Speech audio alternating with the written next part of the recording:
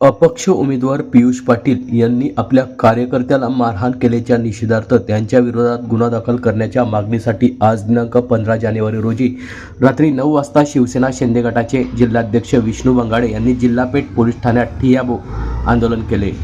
Bogus मतदार असल्याच्या संशयावरून अपक्ष उमेदवार पियुष पाटील यांनी त्यांच्या कार्यकर्त्यांना जोरदार मारहाण केली असून हा व्हिडिओ सोशल मीडियावर व्हायरल झाल्याने पोलिसांनी अद्यापपर्यंत पियुष पाटील यांच्या विरोधात कोणतीही कारवाई केली नसल्याने शिवसेना शिंदे गटाचे जिल्हाध्यक्ष आपल्या कार्यकर्त्यांना घेऊन जिल्हा पेठ पोलीस ठाण्यात त्यांनी ठाण मांडला।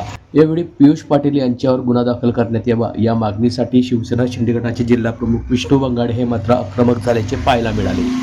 घेतला नसला तरी तो इथे येऊन मतदान करू शकतो। तो भारताचा प्रतिनिधित्व आहे आणि त्याचा मतदानाचा अधिकार आहे। स्थानिक आहे का लोक वोटर आयडी असेल ना तुझं त्याच्या पाहिजे त्यांनी घेऊन घेतलेला आहे ना त्याच्याकडे त्याने काय मला वाटतं आधार कार्ड मला दाखवलं होते ते दिले नाही मला। हे सर मी म्हणे साहेब माझ्याकडे नाही म्हटलं हे बघ तुला त्रास होईल याचा घेतलेला आहे फोटो आहे त्याच्या वोटर आयडी वोटिंग कार्ड आणि आधार कार्ड त्यांनी जमा करून घेतले सर आणि पावती जमा करून घेतले त्याने तर तोंडाने लोकांना दाखवलेला मीडिया समोर मीडिया करू शकणार आहे का करेल का लोकांना दाखवत होता ना लोकांना गेटच्या बाहेर सगळे लोक तुम्ही ओरिजिनल वोटर असं तुमचं म्हणणं आहे बरोबर आहे नक्की तुम्ही विधानसभेला कुठे मतदान केलं होतं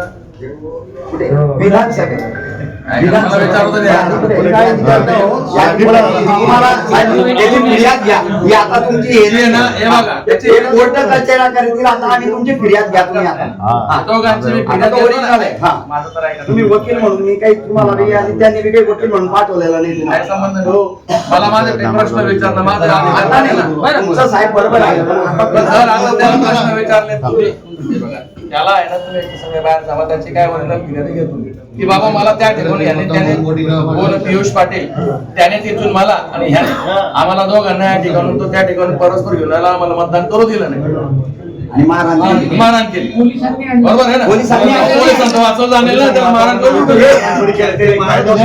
पोलिसांनी गाडीत बसवल्यानंतर तू ओरिजिनल आहे का तुला मारलंय तुम्हाला 5:30-6 पर्यंत त्याला 7 पर्यंत सोडत नाही। आम्ही आमच्या तिकडे होतो म्हणजे काय आता इथं 5:30 आलेलोय मी मार काढणाऱ्याला मध्ये ही आजची आपली साहेब बोगस वोटिंग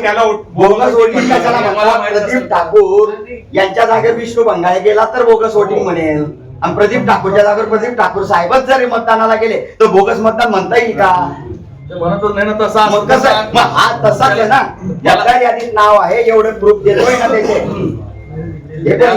यादी दिली ना साहेब तुम्हाला मी त्याच्या सूचीमध्ये पण साहेब हे यादीत नाव दिले ना हे यादीत नाव आहे त्याचं हे पहा हे इथं मतदार यादीत नाव बोगस कसा म्हटला जाईल हे त्याचं मी लार्ज करून कॉपी मागवलेली आहे। सगळ्यात महत्त्वाचा प्रश्न आहे की हा कोण ठरवणार हा उमेदवार आहे हा कसं काय ठरवू शकतो हा बोगस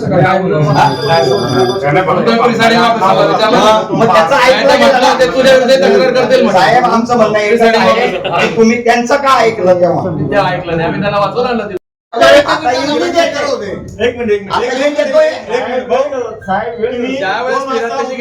गेलं ना उपचार टूल किती झाले मतदान तरी घ्या 2 वाजता आलो उपचार टूल याचं मतदान हिला मतदानाचा अधिकारी हिरवला हा कोणी हिरवला त्याच्यावर कारवाई काय मतदानापासून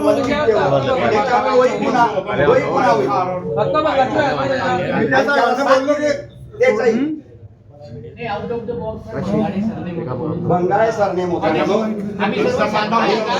एक मिनिट शांत राहा सर आम्ही सगळे शांत आहे. तुम्ही तुमची प्रोसिजर करा.